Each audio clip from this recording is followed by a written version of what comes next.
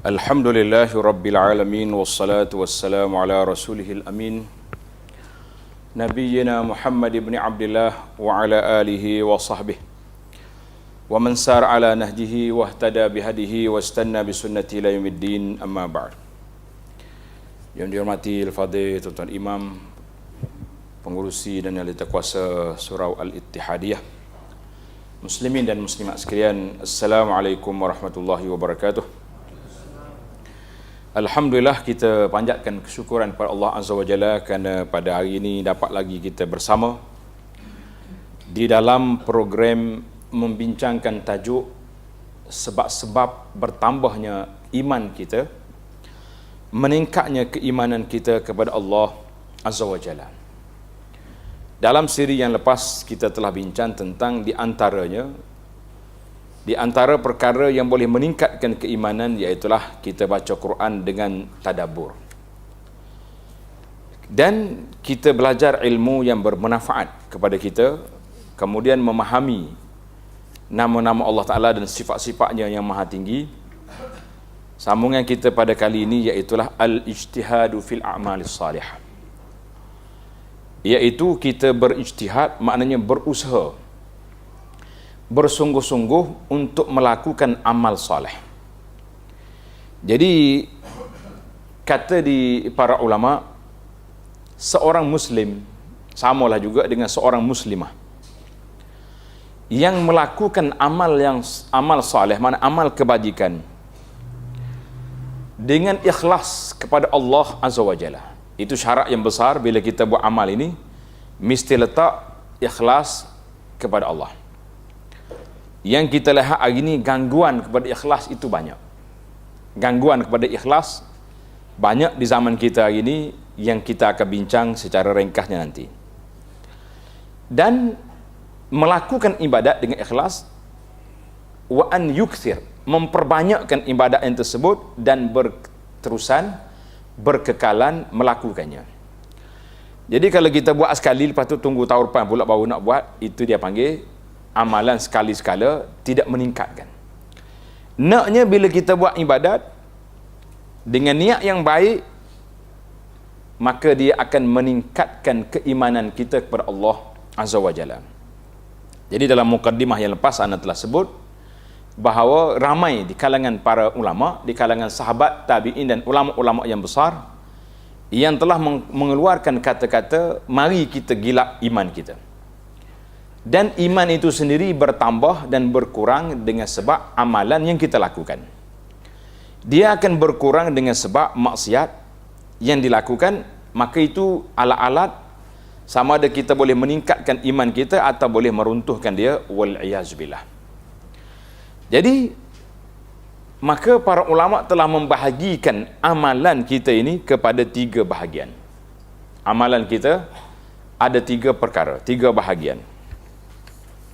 Yang pertama disebut ubudiyatul qalb, amalan hati. Yang kedua ubudiyatul lisan, amalan lidah. Lidah kita ni termasuk dalam anggota, tetapi dia ada kerja dia, wazifah dia, tugas dia yang berbeza dengan anggota-anggota yang lain, maka diasingkan. Lidah satu kerja. Kemudian yang ketiga ubudiyatul jawarih, iaitulah ibadat anggota. Jadi dalam 3 kategori, hati bahagian dalaman dia sebagai ibadat batin. Yang kedua ibadat lidah yang berbentuk perkataan, bacaan, zikir, nasihat. Yang ketiga ibadat yang berkait dengan anggota yang lain. Maka ibadat hati itu sendiri iaitulah dikategorikan sebagai ikhlas, mahabbah, cinta kita kepada Allah Azza wa Jalla, cinta kita kepada semua orang mukmin yang beriman kepada Allah Azza wa Jalla, bertawakal kepada Allah Ta'ala, pergantungan hati kita dengan Allah, al-inabah, kita banyak kembali kepada Allah Azza wa Jalla, ar-raja, mengharapkan pahala dan mengharapkan keampunan, al-khauf wal khasyah wal rahbah, takut, gerun gementar kita kepada ancaman ataupun siksaan Allah Azza wa Jalla. Yang seterusnya ar-ridha was sabri, sifat redha dan sabar. Ini ibadat hati. Ibadat hati ataupun kita kategorikan sebagai ibadat batin. Tak nampak benda ni. Saya sayang kepada Allah Taala. Itu kita kata dalam hati. Kemudian yang kedua, ibadat lisan. Ibadat lidah duduk di mana? Yang pertama, qiraatul Quran. Baca Quran.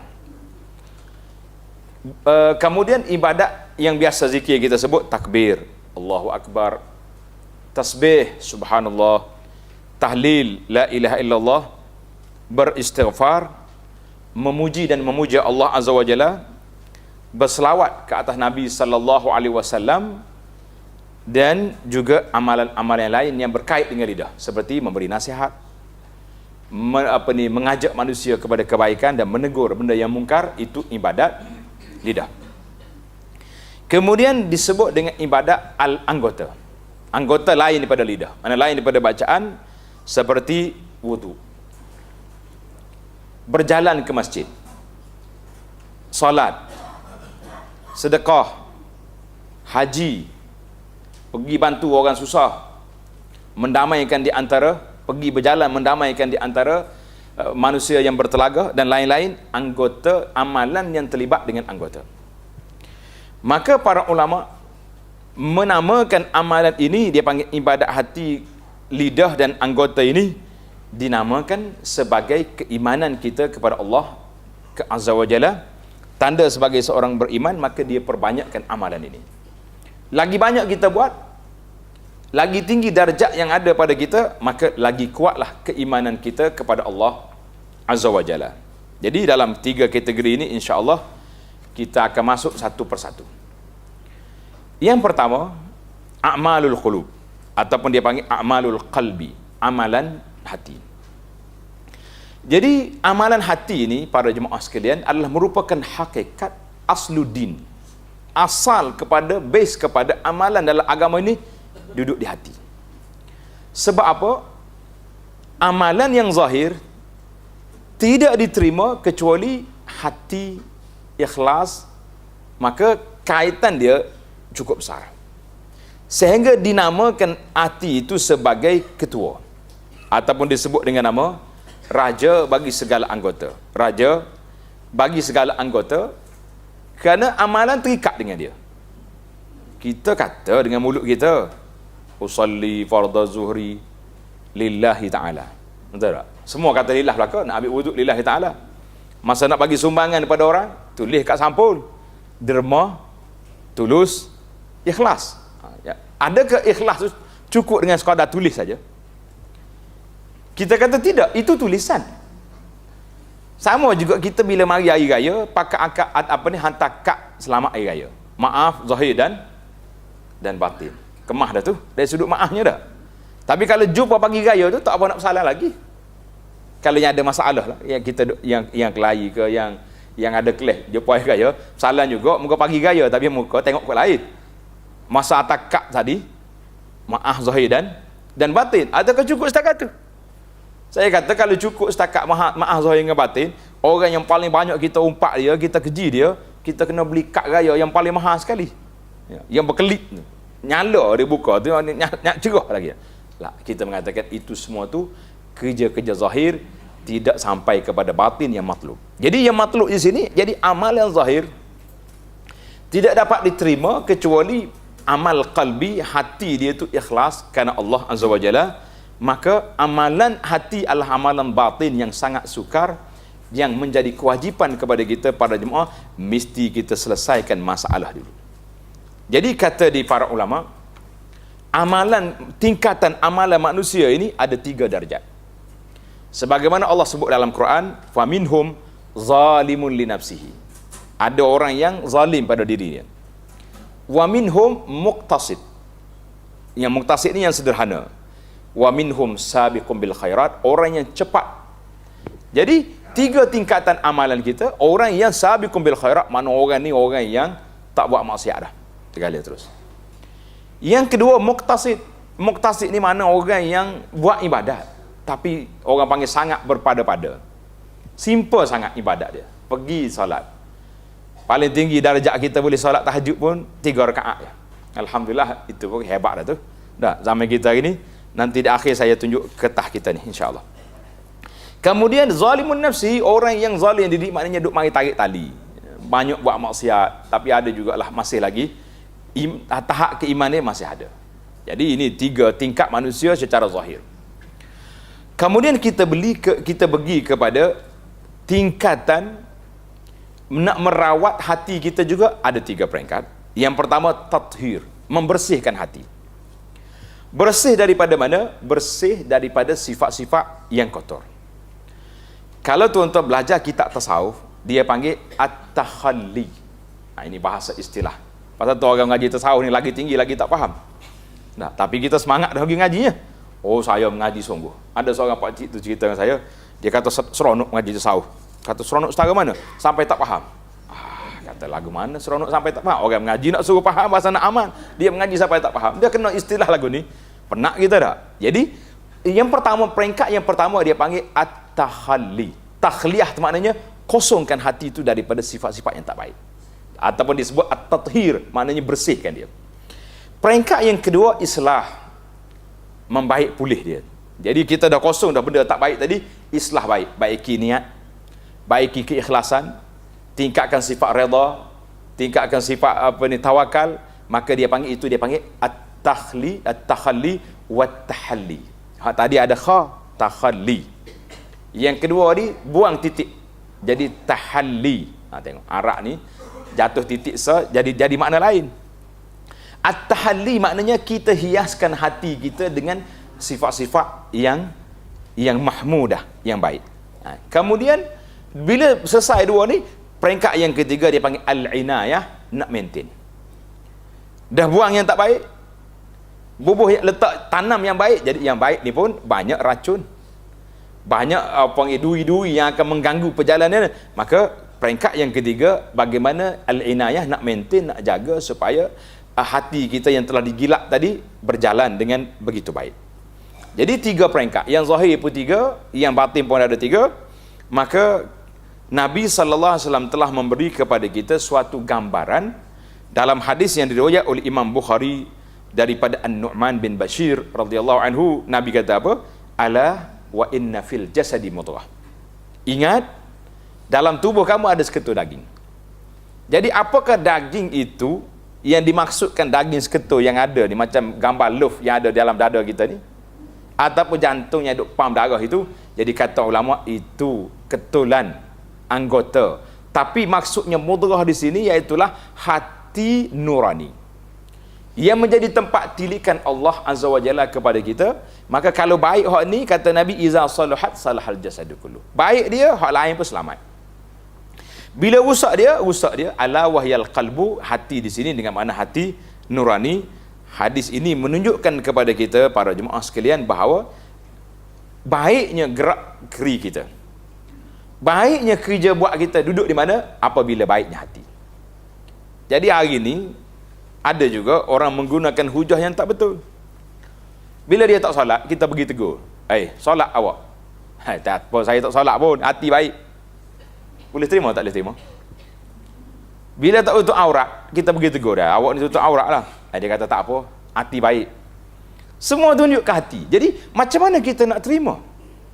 Hati, bila hati baik, anggota tu baik, tetapi kita mengatakan baiklah dari sudut kebaikan zahir yang ada pada dia. Tetapi kebaikan dari sudut agama, kita tak boleh nak nilai dengan yang zahir itu saja. Nak tunjuk pada hati di sini, kita mengatakan mana tanda? Mana bukti awak baik? Maka solat adalah merupakan tanggungjawab beragama.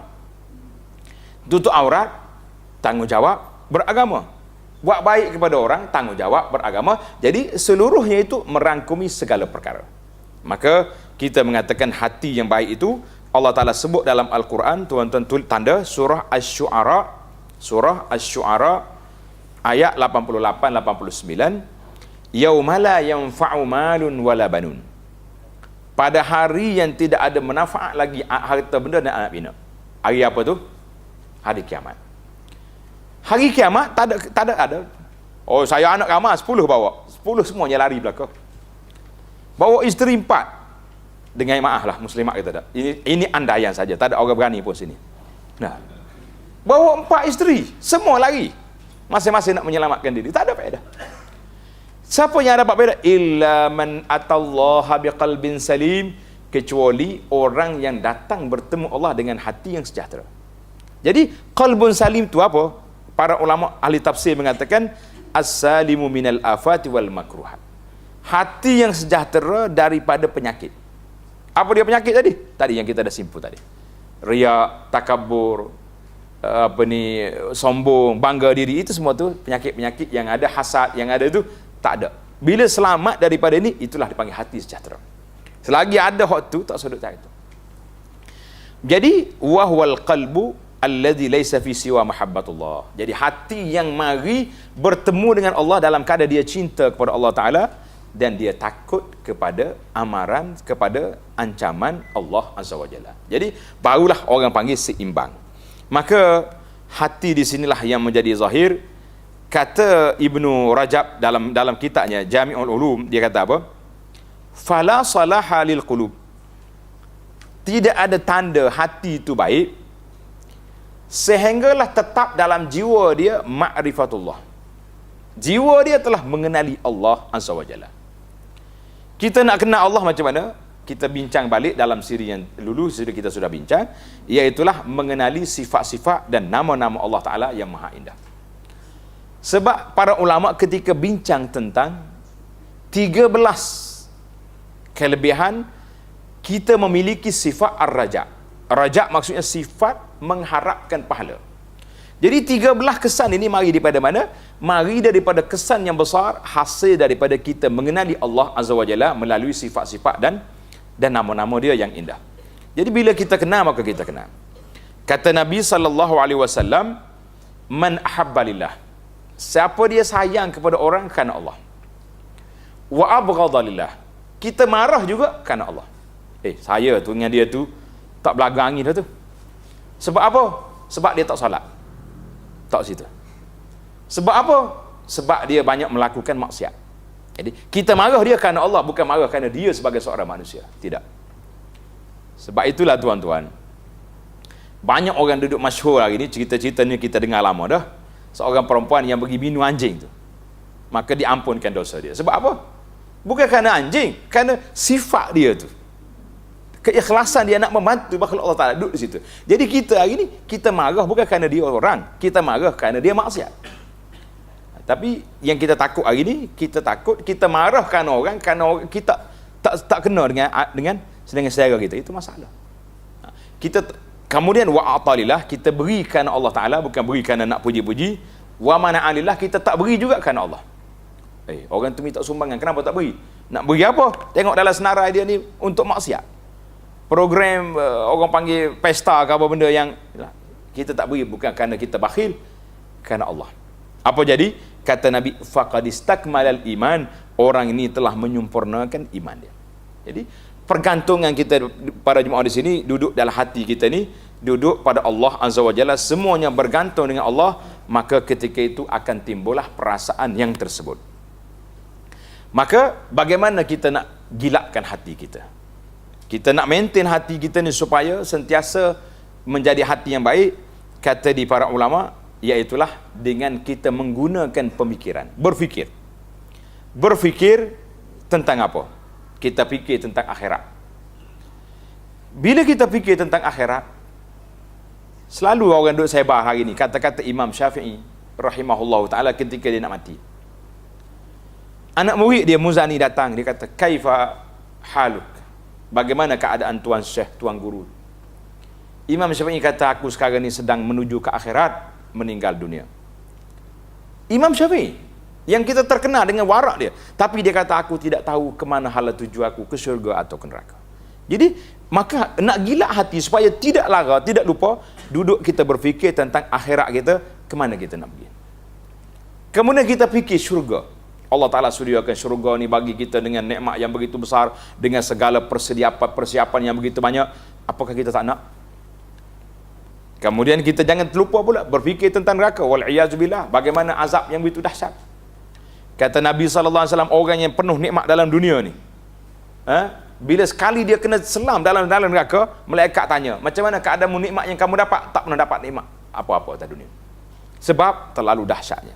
Maka bila kita berfikir semua benda, kemudian kita fikir atas dunia ni, kita hidup dengan dunia yang haqaratiha, dengan kehinaannya, dengan tidak ada harga yang banyak bagi dunia ini, maka itu semua boleh menggilakkan kepada kita, boleh menggilakkan keimanan kita kepada Allah Azza wa Jalla. Yang terakhir sekali, kali kita rasa tak berapa kuat ibadat, kurang kuat semangat, kita kena ingat yaumul mazid. Ini yang kelima, kita kena berfikir kepada hari Allah Ta'ala nak beri tambahan segala nikmat. Nikmat yang paling besar kata para ulama, nikmat syurga itu besar. Benda yang tak pernah dilihat oleh mata, tak pernah dengar oleh telinga. Kenapa tak besar? Tetapi Allah Ta'ala sebut dalam Quran, waladaina mazid, kami mempunyai tambahan. Kata di para ulama, tambahan di sini sebagaimana Allah cerita dalam Al-Quran, wujuhun yawma idzin nadhirah. Wujuh yawma idzin nadhirah, pada muka pada hari itu bercahaya. Apa kerja dia? Ila rabbiha nazirah, mereka akan tengok, memandang pada Allah Azza wa Jalla. Jadi bila manusia mendapat keredaan Allah Ta'ala, dapat tengok Allah Subhanahu Wa Ta'ala, ketika itu segala nikmat syurga yang diberi menjadi kecil. Nikmat jadi kecil. Yang besarnya nikmat syurga, nikmat dapat bertemu, mendapat keredaan Allah Azza wa Jalla. Jadi bila kita fikir 5 perkara, fikir tentang dunia ni berapa harga dia, kita fikir tentang syurga, bagaimana kalau kita terlepas, kita fikir tentang neraka, bagaimana keadaan dia, kita fikir tentang perjalanan kita, hari al-mazid, hari tambahan yang Tuhan nak beri, apakah keadaan kita bersedia atau tidak. Maka itulah hati yang sentiasa berfikir, insya-Allah dia akan duduk dalam keadaan berjaga-jaga, maka dia akan selamat insya-Allah. Jadi kesimpulan daripada yang pertama tadi, perkara yang paling besar untuk menguatkan keimanan kita kepada Allah Azza wa Jalla, iaitulah membaik pulih keadaan hati kita supaya benar-benar beriman, dengan kita hapuskan segala sifat yang tidak baik dan juga kita hias dia dengan sifat yang baik. Yang kedua, a'malul lisan, iaitulah amalan anggota, amalan lidah. Jadi lidah kita ni macam mana kita nak suruh dia beramal?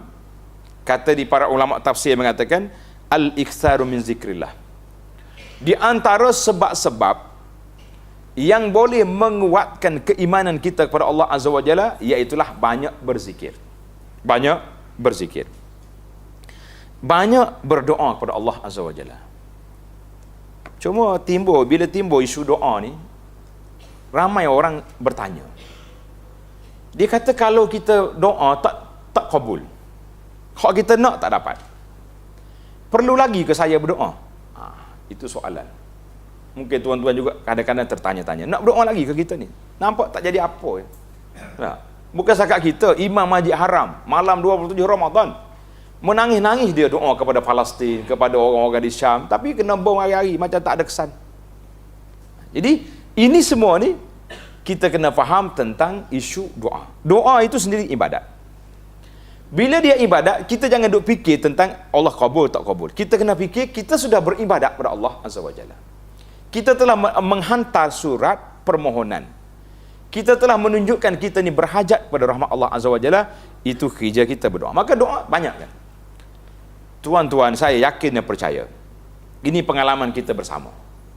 Bila kita susah hati, ada masalah, stres, serabut, kata orang, kita bangun tahajud, kita berdoa kepada Allah SWT. Kita berdoa sungguh-sungguh dengan kita menangis. Lepas kita doa, apa perasaan kita rasa? Tenang ke tak tenang? Ada rasa ketenangan sebab kita telah meluahkan perasaan kita kepada Allah Azza wa Jalla, yang maha mengetahui, yang maha bijaksana, yang maha mengasihani hamba-hamba dia. Itu kesan. Jadi inilah kesan dalam jiwa kita. Bila kita boleh bercakap dengan Allah Azza wa Jalla, kesan dia kita nampak ketenangan kita ada. Kemudian maka kita banyak selawat ke atas Nabi sallallahu alaihi wasallam. Kata nak, bila mari seorang sahabat tanya nak selawat banyak mana, dia kata 1/3, 1/4, 1/5. Akhirnya dia kata aku selawat semua kepada Nabi sallallahu alaihi wasallam. Maka Nabi kata kalau banyak selawat, izan tukfahammuk, segala susah hatimu akan dihapuskan, segala perkara yang kamu nak akan dapat. Itu janji Nabi sallallahu alaihi wasallam kepada kita dalam sebuah kitab, nama dia Al-Wabilus Sayyib. Al-Wabilus Sayyib maknanya hujan yang lebat. Dalam kitab ini telah menyebut ada 100 faedah zikir. Zikir saja tu 100 faedah. Maka disebut dalam kitab dia ni 73 faedah. Di antara faedah yang disebut, saya sebut secara ringkas di sini. Yang pertama sekali, zikir menghalau syaitan. Kita kata syaitan banyak dari kita, banyak zikir. Lagi kuat, lagi kuat. Dalam rumah kita pun kalau rasa banyak syaitan dalam rumah ni, banyak zikir. Ni lagi banyak syaitan, lagi duduk bawa benda-benda yang menyebabkan syaitan mari, jadi masalah lah kita. Bawa dengan lagu-lagu yang pelik-peliknya, dengan gambar-gambar patung-patung, macam mana tak mari dia. Jadi kita kena sebut. Dan dengan kita berzikir, kita mendapat keredaan Allah Azza wa Jalla, mendapat keredaan Allah. Yang ketiga, zikir boleh menghilangkan duka cita dan susah hati. Lagi susah hati, lagi kuat. La haula wala quwwata illa billah, hasbunallahu wa ni'mal wakil. Allah apa ni, doa yang Nabi Yunus yang selalu kita baca.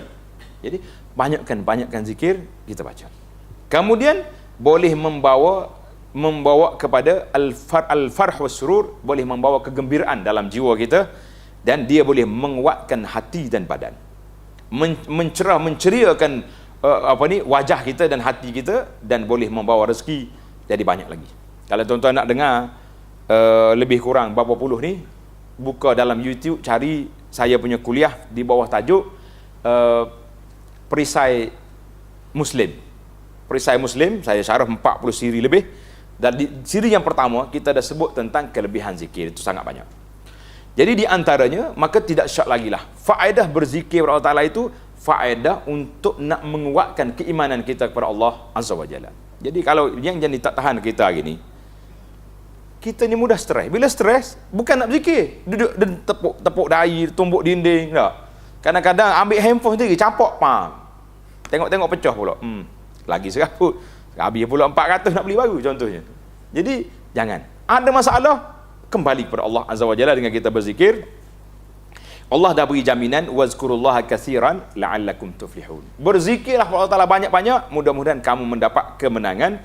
Dalam surah Al-Jum'ah ayat 10, dalam surah Ar-Ra'd 28, Allah kata, ala bizikrillahi tatmainnul qulub, ingatlah dengan berzikir hati tenang. Tapi zikir yang betul-betul lah.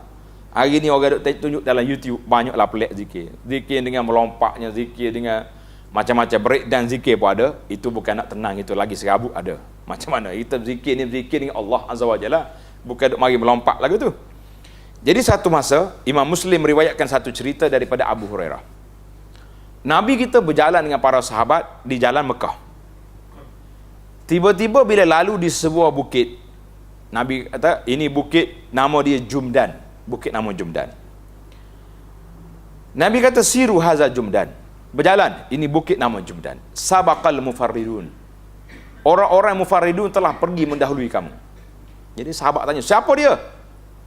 Nabi kata az-zakirunallaha katsiran waz-zakirat, orang laki-laki yang banyak berzikir dan orang perempuan yang banyak berzikir, maknanya orang ni telah mendahului kamu nak pergi ke syurga.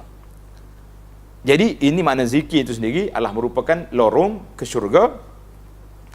Dalam hadis ini diriwayatkan oleh Imam Muslim. Dalam hadis lain, hadis Abu Darda, kata Nabi sallallahu alaihi wasallam, ala unabbiukum bi khairi a'malikum, nak ke tidak aku tunjuk pada kamu sebaik-baik amalan yang mendapat keredaan bagi di sisi Tuhan kamu, mengangkat darjat kamu, lebih baik daripada kamu beri sedekah emas dengan perak, dan lebih baik daripada kamu bertemu dengan musuh yang kamu penggal kepala mereka ataupun mereka penggal kepada kamu. Jadi sahabat bila dengar tawaran offer yang begini besar, mereka mengatakan, qalu wa ma zaka ya Rasulullah, apa dia tu yang hebat sangat tu? Qal, kata Nabi, zikrullah, zikir pada Allah Azza wa Jalla. Jadi banyaklah kelebihan zikir yang ada. Tuan-tuan, hadis ini diriwayat oleh Imam Ahmad dan lain-lain ulama hadis. Seorang sahabat nama dia Abdullah bin Busr radhiyallahu anhu. Abdullah bin Busr dia kata, seorang laki-laki mari jumpa Nabi sallallahu alaihi wasallam. Dia kata, ya Rasulullah, syariat Islam telah banyak ni, solat lagi apa lagi, saya ni tak larat. Fa akhbirni bi syai'in atashabbasu bi, ajar kepada saya satu benda yang simple je, senang saya nak buat. Apa benda? Qal, Nabi kita ajak, la yazalu lisanuka ratban min zikrillah Nabi kata biarlah lidah kamu tu sentiasa basah menyebut nama Allah. Jadi tuan-tuan muslimin dan muslimat, ini di antara yang pertama yang kita sebut kelebihan zikir. Jadi hadis ini, hadis Abdullah bin Busr ini riwayat Tirmizi dan lain-lain ulama. Maka bila kita sebut, Nabi kita ajar supaya kita menyebut nama Allah banyak. Kata di para ulama, lidah ni dia tak boleh diam. Kalau diam, bukan kerja dia. Pasal tu dia kena bergerak. Kalau diam terus, tak keluar air dia, kering kita mati. Kan? Maka lidah ni kita ni sama dia berzikir atau dia berdikir. Kalau dia berzikir, subhanallah, kalau dia dikir, dia cakap tak terasa. Jadi sama ada kita beri kerja kepada dia yang baik supaya dia berzikir, ataupun dia mencari kerja sendiri, duduk mengumpat orang, duduk kerja orang, duduk kata orang. Maka tuan-tuan pilihlah jalan yang baik. Kita sibukkan dia dengan zikir, jangan diam sekali-kali. Subhanallah, alhamdulillah, wala ilaha illallah, wallahu akbar. Baik. Yang ketiga, amalan yang ketiga iaitulah a'malul jawarih. Amalan anggota.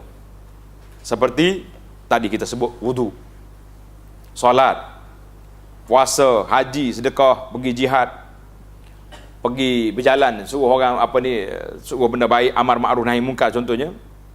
Maka semua amalan-amalan ini adalah menyerupakan amalan yang boleh meningkatkan keimanan kita kepada Allah Azza wa Jalla. Meningkatkan keimanan kepada Allah Azza wa Jalla. Tuan-tuan boleh tanda ayat ni, nanti balik tadabbur ayat surah Al-Mu'minun ayat 1 hingga 11.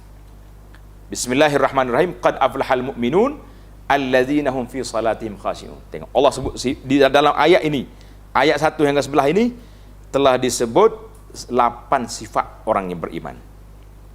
Mukmin, solatnya khusyuk, jauh daripada lagu, benda-benda yang tak baik. Wa lizakati fa'ilu, keluar zakat, jaga farak dia, tak melakukan perbuatan yang tak baik. Jadi 8 sifat ini Tuhan kata apa? Allazina ulaikal humul warisun allazina yarisunal firdausahum fiha khalidun. Mereka itulah orang yang mewarisi syurga. Maknanya 8 sifat ini sifat orang yang beriman. Jadi kalau kita boleh buat ibadat-ibadat begini dengan banyak, maka dia meningkatkan keimanan kita kepada Allah Azza wa Jalla. Jadi Allah namakan solat itu iman. Maka Allahu liyudhi'a imanakum, Allah Ta'ala tidak sia-siakan iman kamu. Cerita dia panjanglah, oleh kerana tazkirah kita ringkas, saya pun tak berani nak panjangkan cerita dianya, tapi tak cerita tak jadi dah. Waktu Nabi pergi Madinah, dia menghadap kiblat dia ke mana? Baitul Maqdis. Baitul Maqdis ke Palestin. 16 bulan lebih. Kemudian tujuannya kerana nak tackle Yahudi. Yahudi kiblat dia sana. Jadi Allah suruh Nabi kita arahkan kiblat sama dengan Yahudi. Tapi Yahudi ni kerah kepala, tak irah-irah juga. 16 bulan pun tak jadi, maka Nabi tengok ke langit, minta izin nak tukar kiblat ke Mekah. Jadi bila berlaku pertukaran kiblat, tuan-tuan yang pergi ke Madinah tengok dia dalam apa ni? Masjid Kiblatan tu kan. Dalam buku saya tulis tajuk dia Madinah Munawwarah, kelebihan sejarah. Dalam tu ada cerita dia. Bila Nabi tukar kiblat ke arah Mekah, puak-puak Yahudi main isu. Dia kata, yang 16 bulan solat ke Baitul Maqdis dulu sah tak sah? Orang yang dah mati solat Baitul Maqdis dulu macam mana solat dia? Jadi orang panggil menimbulkan isu supaya ini tak betul ni. Dakwah apa ni? Sekali solat, sekali sana, sekali sini. Tak, apa kata orang tak istiqamah ni. Maka Allah Ta'ala turun ayat Quran, wa ma kana Allahu liyudhi'a iman. Allah Ta'ala tidak sia-siakan iman. Iman di sini dengan makna solat yang mereka lakukan ke arah Baitul Maqdis selama 16 bulan lebih itu. Jadi solat itu sendiri disebut dengan nama iman. Kemudian zakat. Nabi sebut dalam hadis, waz zakat was sadaqatu burhan. Sedekah itu maknanya zakat kita itu tanda iman. Siapa rasa dia ni iman dia kuat, lagi banyak dia sedekah. Sedekah ya. Pasal orang yang berani mengeluarkan harta yang dia sayang fi sabilillah. Sebab apa? Sebab ada keimanan. Kita tahu nanti kita ada pulangan. Kita tahu nanti ada pulangan. Oh, dia tu orang kafir pun bagi juga. Dia ada cara dia. Dia boleh dapat pingat lah, dia boleh, mesti ada pahala dia ni. Takkan free begitu saja ya. Ataupun dalam agama dia ada pahala. Wallahu a'lam.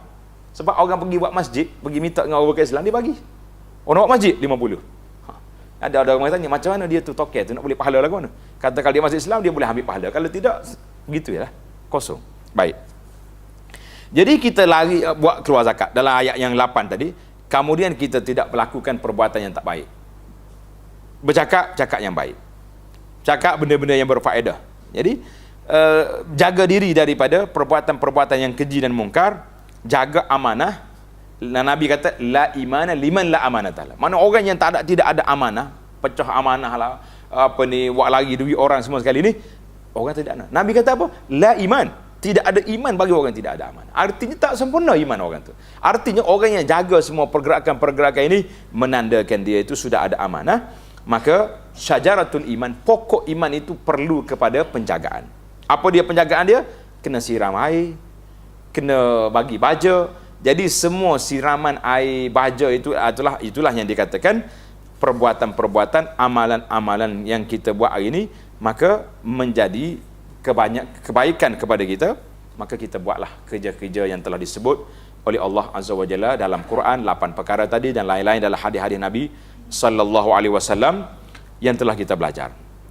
Jadi, untuk menambahkan keimanan, beberapa sebab di antaranya melakukan ketaatan. Bila kita nak taat, kita tengok. Kata ulama jinsul amal. Perbuatan itu sendiri ada. Jadi, yang paling afdal sekali jenis amalan yang kita nak buat. Yang paling afdal amalan yang fardu. Kemudian baru mari amalan yang sunat. Yang kedua, banyaknya amalan. Jadi berbeza seorang tingkatan iman orang tu apabila berbezanya tingkatan amalan. Bila banyak kita buat, bertambah iman kita. Kemudian kita kena tengok dari sudut jenis dan banyak. Maknanya kuantiti dan kualitinya kita kena tengok sekali. Jadi di antara amalan yang cantik, tuan-tuan, untuk kita ambil perhatian, iaitulah ad-da'watu ilallah. Ajak orang kepada Allah Azza wa Jalla. Orang nak ajak orang buat benda baik. Ada cabaran tak ada cabaran? Mesti ada cabaran. Lebih-lebih lagi kalau nak larang benda mungkar. Saya rasa nak suruh benda baik lebih ringan daripada nak larang benda mungkar. Betul tak? Suruh orang tak marah sangat, awak pergilah dulu. Tapi kalau kita larang orang tengok buat mungkar, awak ni bila pula naik tarah jadi wali? Dia bagi situ lalu. Kalau kawan-kawan kita tarah sama pejabat, bila pula kau jadi ustaz? Alah, kena hok ni pun merah seling. Alah, dia ni, aku nak ajak buat benda baik, larang dengan ikhlas pun dia jadi masalah. Jadi kata para ulama, siapa dia nak meningkatkan keimanan dia dengan amalan-amalan yang ada di sini, iaitulah kita boleh kerja berdakwah, ajak orang buat baik. Dakwah suruh orang tinggal kemungkaran. Nak tengok cabaran dia setara mana. Kemudian di antara perkara yang boleh menguatkan keimanan kita kepada Allah Azza wa Jalla, iaitulah mujalasatu ahlil khair. Kita naklah duduk bersama dengan orang-orang yang baik. Duduk bersama dengan orang baik, tuan-tuan, kita kena ingat. Allah sebut dalam Quran, wa zakir fa inna dzikra tanfa'ul mu'minin. Beri peringatan. Peringatan itu memberi kebaikan, manfaat kepada orang mukmin dalam surah Az-Zariyat 55. Sebab apa? Kita ni manusia, kadang-kadang terlupa. Tapi kalau duduk dengan orang soleh, duduk orang baik-baik, cuma hari ini sukar juga kita nak dapat orang yang baik-baik. Orang yang kita tengok dia teringat ke akhirat. Macam mana nak buat? Jadi tak ada dah. Level kitanya ni, pokok kita dah. Kita sendiri tu kita anggaplah kita ni orang baik. Orang yang boleh mari ke masjid, boleh mari ke surau, boleh duduk dalam majlis ilmu, boleh berzikir, boleh solat, itu orang baik. Di zaman kita hari ni. Kita jangan duk banding, duk baca cerita orang zaman dulu seolah-olah satu mitos yang berlaku. Orang dulu solat sampai setengah malam, baca Quran 3 hari sekali khatam. Jadi kita kata nak macam mana? Itu peringkat mereka telah berlalu. Tapi peringkat kita hari ni boleh jaga ibadat-ibadat yang ada ni, alhamdulillah tuan-tuan, itu sudah dikira satu kebaikan. Karena itulah ketah yang saya bagi ni, nama ketah dia solat-solat sunat, rawatib, solat duha, qiyamul lail dan witir. Jadi saya namakan ketah ini package Projek Mega Mampu Milik.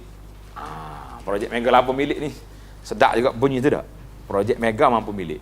Kalau orang lain projek mega besar-besar di bandar tu mampu selfie ya kitanya. Sudah selfie tengok klip besar gambar, nak buat nak naik pun tak ada kad naik. Jadi para jemaah sekalian, kita tengok apa benda lagi tuan yang amalan yang kita mampu buat, yang tidak dimarah oleh orang, tidak dicerca oleh orang.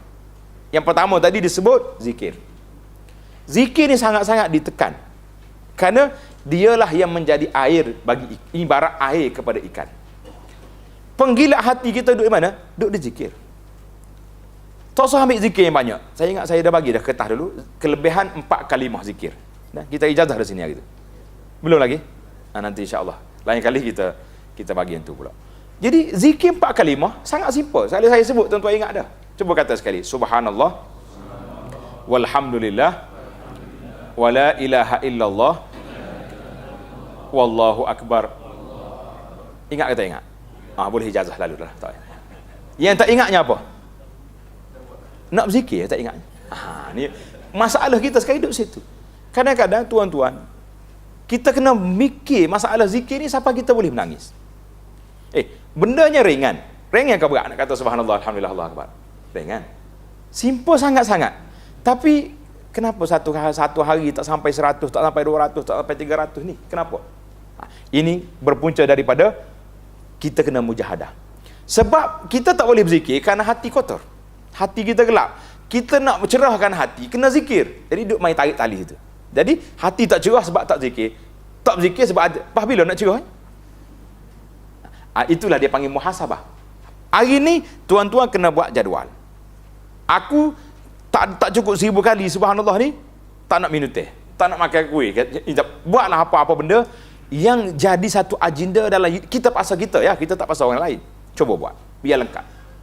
Kalau dah 1000 dah dapat, dah mari rasa halawat az-zikri, kemanisan berzikir, kita tingkat darjat, naik 1500, naik sikit. Tak payah cerita dengan orang, kita buat. Sebab dia duk main tarik tali. Dia panggil timbang tara. Nak bersih hati kena zikir, nak zikir kena hati bersih. Jadi macam mana, apa yang kita kena buat dulu? Zikir dulu untuk nak gila hati. Kemudian yang kedua dia panggil solat sunat yang ada. Tuan-tuan tengok di antara solat sunat yang besar yang ditawarkan kepada kita, iaitulah solat sunat rawatib yang 12 rakaat. Dalam ketah kita kata, Nabi kata dalam hadis Ummu Habibah, siapa dia jaga 12 rakaat satu hari satu malam, Allah Ta'ala beri kepada dia sebuah mahligai dalam syurga. Itu yang saya kata projek mega mampu milik tadi. Agak-agak 12 rakaat ni berat ke ringan? Tak jawab ni berat kali. Ringan ke berat? Ringan di mulut, berat di ni masalah kita. Tak usah. InsyaAllah tuan-tuan cuba istiqamah.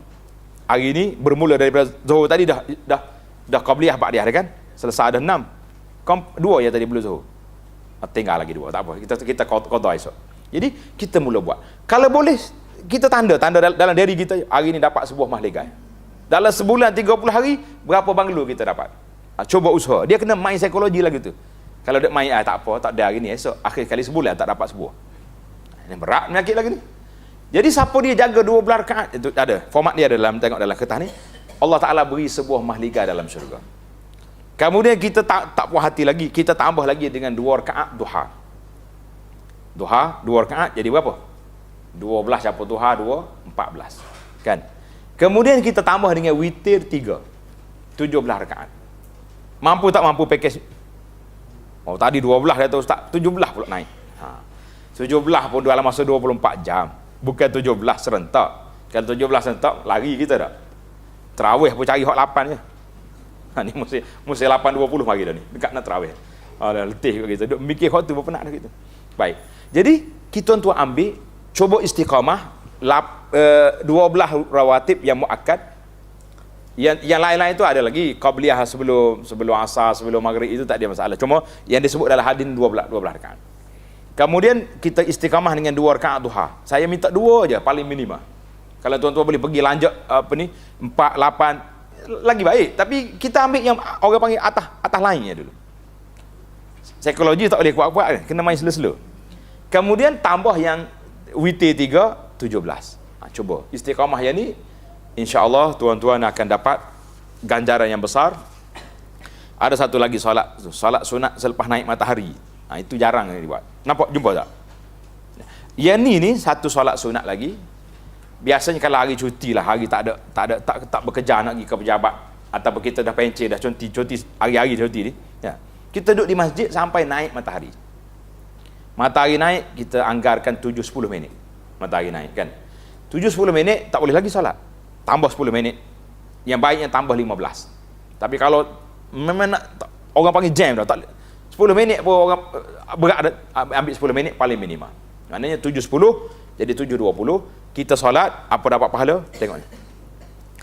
Maka dia akan mendapat pahala seperti pahala haji dan umrah yang sempurna, yang sempurna, yang sempurna. Besar tak besar pahala? Hadis ni diriwayat oleh Imam Tirmizi. Sebahagian ulama hadis menerima sanadnya baik, ada yang mengatakan sanad dia tidak kuat. Tapi asal ibadat itu memang Nabi buat. Asal Nabi kita tunggu di masjid sampai naik matahari itu ada. Baiklah. Jadi kita ambil lah pandangan ulama yang mengatakan hadis itu boleh diterima sebagai fadailul amal. Jadi kita buat tunggu sampai duha. Nak solat apa? Solat sunat duha. Niat solat sunat duha 2 rakaat, kemudian baru kita pergi cari sarapan pagi, nak pergi makan tarik kau, nak apa dia buat. Yang penting kita dapat pahala yang begitu besar. Jadi para jemaah sekalian, saya rasa sangat simple lah hidup kita ni. Jangan duk cari yang susah-susah. Tak payah pergi cari betapa dalam gua sebagainya untuk nak berzikir. Tak perlu. Cukup dah dengan zikir yang ada dalam dada tuan-tuan. Subhanallah, alhamdulillah, wala ilaha illallah, wallahu akbar. Itu diambil zikir nak menggilakkan hati kita. Lebih-lebih hari ni banyak sangat masalah hari ni. Banyak tak banyak masalah? Banyak masalah.